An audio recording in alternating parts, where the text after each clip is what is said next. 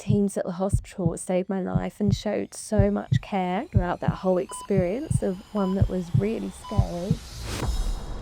During a medical for my permanent residency application, they picked up a heart murmur. So I went for an echo and ECG, and that's when they told me I had a kind of very rare congenital heart condition, and if I wasn't pregnant, they'd be taking me into open heart surgery straight away. I was 32 weeks pregnant at that time.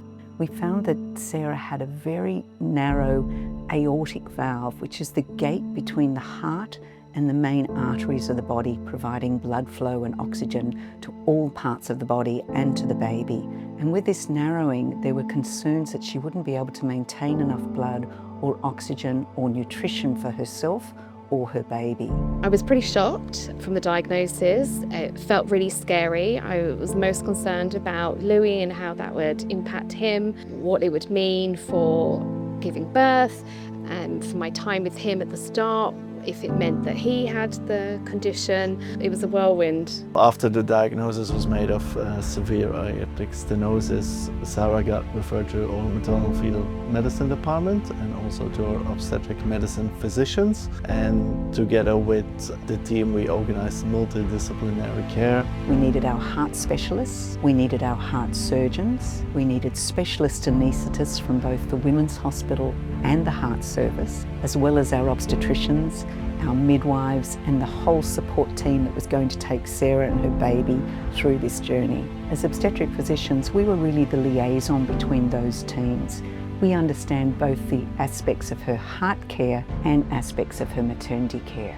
I was under Professor Lowe's care and her team were incredible. So Ruby and Willem were looking after us really closely, and the high-risk maternity team. I had the midwives, Judy and Maria, looking after me. Our concerns were that as the heart went under further pressure as the pregnancy progressed, she may not be able to maintain her blood flow through that valve. So we had a huge team meeting to help us decide the best timing and the best way and the best place for Sarah to have a safe delivery. And on one of her routine visits a few weeks before the planned delivery, I was really concerned about Sarah's symptoms. She was getting more dizziness, and for the first time she was reporting some chest pain. I was immediately concerned and admitted her to hospital that day. I felt that we probably had to bring that delivery forward.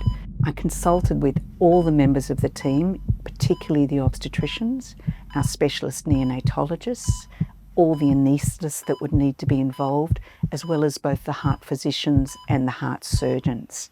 We needed all those team members to drop their plans for the day and make Sarah their priority. And I'm really pleased to say that's exactly what they did. On a very short notice, we got a whole multidisciplinary team together. We had over 30 people involved from the different hospitals, and we organized to deliver her baby within 48 hours in the cardiothoracic theaters, and myself to deliver Sarah's baby. The team were really great at explaining what was going to happen in great detail, what the risks were. I just felt like I'm in the best hands, and they're going to do everything they can to save me and deliver a healthy boy. The surgery itself was uncomplicated. Sarah's baby was delivered in a really well condition. There was even a big applause after the baby was delivered in theaters. And after the procedure, Sarah went to the intensive care unit for further recovery and observation. I was 34 weeks and he was born at 2.4 kilos, so he was a healthy size, and he went straight to NICU and spent a week there, but was doing really great and was downgraded from level 3 down to 1 over that week, and they really looked after him so well. We were prepared for all eventualities at that delivery. She was planned to go to the intensive care because we knew her heart would struggle with the transition from being pregnant to becoming unpregnant. At the same time, our wonderful midwives were making sure that Sarah had as much of the normal experience of her baby as she possibly could. We did have to make special efforts to ensure that Sarah was able to spend time with Louis, to express breast milk and have all the wonderful experience of having a baby and not be forgotten. Here we really appreciate the importance of integrated care and trying to make sure that a woman has a birth experience as well as a medical experience. After Louis had been in NICU for a week, they said he was okay to come and stay in my room with me overnight in the hospital. And then we were discharged together and went home 9 days after he was born. It felt surreal, incredible. It was just one of the most special moments. When he was 5 weeks old, I had open heart surgery to fix a mechanical valve and replace a large part of my aorta. So my partner Ben had to quit his job to look after Louis while I was in hospital. That recovery was really tough because I couldn't pick him up for 2.5 months. I recovered really well from heart surgery. The ongoing support that I've had from the hospital has been amazing. Now that baby Louis is here safely and Sarah's had her surgery, we've all taken a big breath and looking forward to the future for them.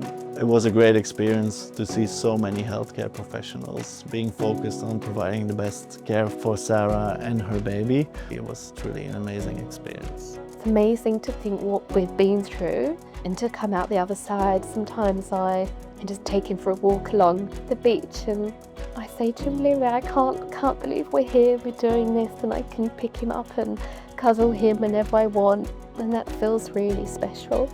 I'd really encourage people to support the Royal Hospital in any way they can. The teams at the hospital saved my life and showed so much care throughout that whole experience of one that was really scary.